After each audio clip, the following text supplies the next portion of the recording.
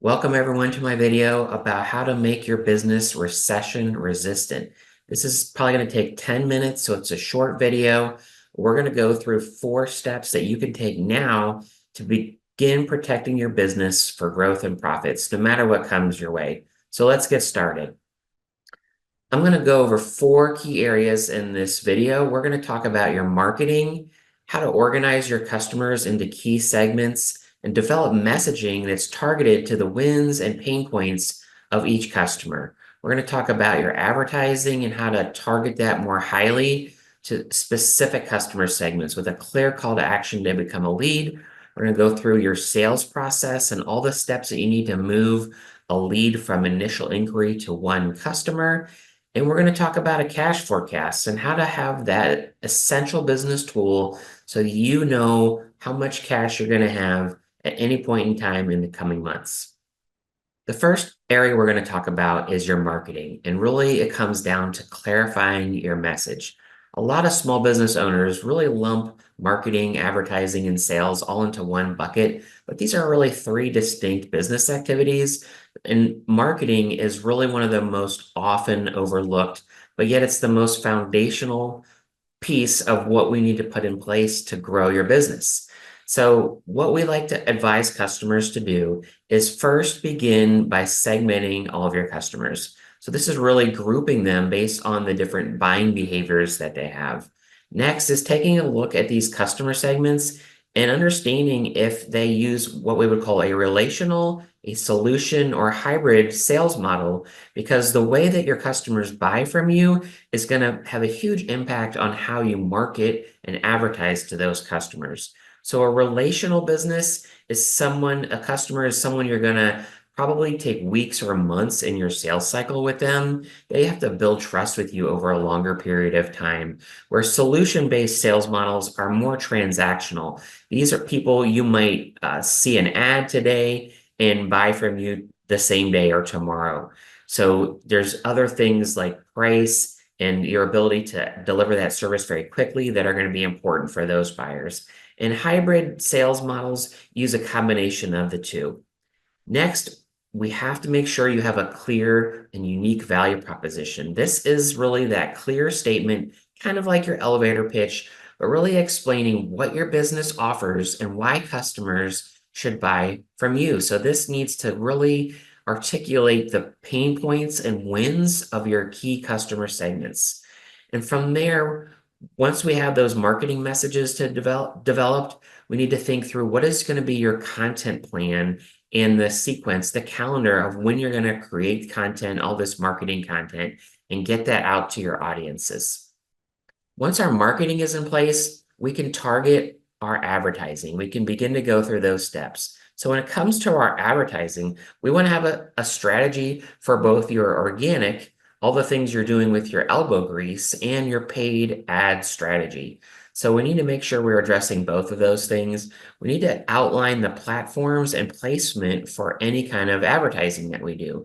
So our website, our Google business profile, your social media platforms, probably using some email marketing, maybe even phone calls and telemarketing for your business. So thinking through what are all the different platforms and where are we going to place those core marketing messages, your unique value proposition, where are we going to put all these ads that will appeal to our customers and get us some leads. We need to think through our budgeting and targeting by customer segment. And by budgeting, yes, we need to identify how much we can spend on actual paid ads, but also budget your elbow grease. What is really realistic that you're going to be able to do on your own versus you're going to have to probably pay a vendor to help you with some of these things. And then last but not least is making sure that every ad that we run has a clear call to action. So we need to tell the prospective buyer what it is we need them to do to become a lead for your business. And we need to test and experiment with different calls to action to really figure out what works best. So we have our marketing thought through, we have our advertising strategy in place. Now we need to really make sure we have a clearly defined sales process. And this begins by outlining all of those key customer touch points that are going to be necessary for someone to move from a lead to a customer. For a business that is solution-based, you might show them an ad and they could become a lead and they could become a customer the very next day. Where a relational sales business might have 6 or 7 sales touch points that need to happen to build trust with that customer. So we need to outline what each of those steps are going to be in the sales process. We need to then think through for each of those steps, what are the questions that your buyers need to understand before they can move to the next level? What needs to happen from their side? And what do your sales reps need to know on their end before they move buyers into the next step of the sales process? For instance, your sales reps have to become very adept at knowing when this customer, potential customer, is really not going to be worth their time to further nurture, and they need to reprioritize that time on more promising opportunities. We also need to understand what is the lead volume that our salespeople are going to need. So how then do we look backwards to our marketing and our advertising to generate that volume of leads?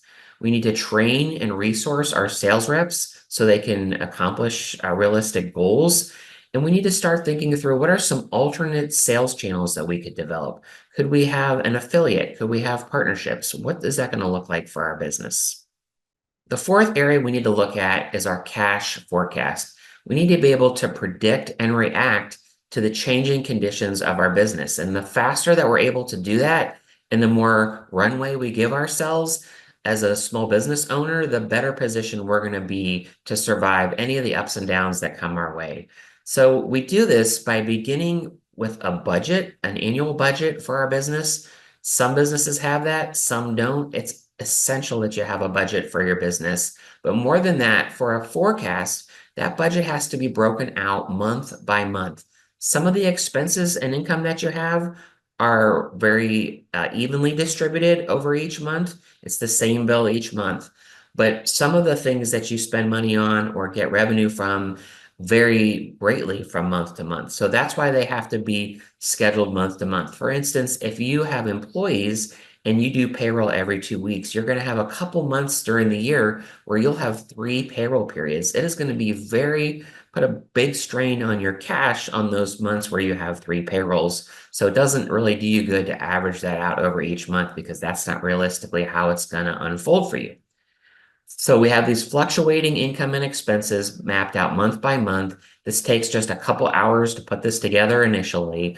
Once you have that, you can each month take a look at your financials, your income statement. What all have you spent each month, your expenses, update that on your forecast. What all income did you actually have come in this month? Update your revenues, and then pull up your balance sheet or even your checking account to see how much cash you actually ended the month with, and use that to update your forecast. So at the end of every month, you're sort of truing up the projection with real data to show what you actually have.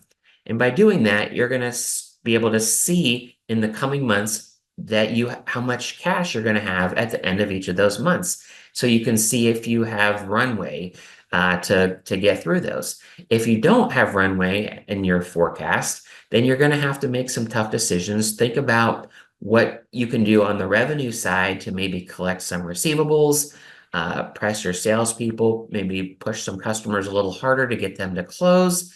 Or on the expense side, what are the things that you can do to push off some expenses, some payments? Maybe you get a small business loan. Maybe you have to make some other hard choices with your expenses. So by doing this and continually updating it, you're going to see what kind of runway your business will have. So my goal for all the small businesses is to create a business builder plan. So if you need help with any of these 4 areas, I'm going to be putting together more detailed videos on each of these 4 steps. So follow us on social media, sign up for our email newsletter. We want to make sure you get those. They'll be free. I've met with over 1,000 small businesses over the last decade, and I've been able to help hundreds of them with their growth strategies. So I'd also invite you, if you want to talk in more detail about any of those 4 areas, schedule a free business builder consultation with me. We'll take a little bit of time together and walk through some of those strategies.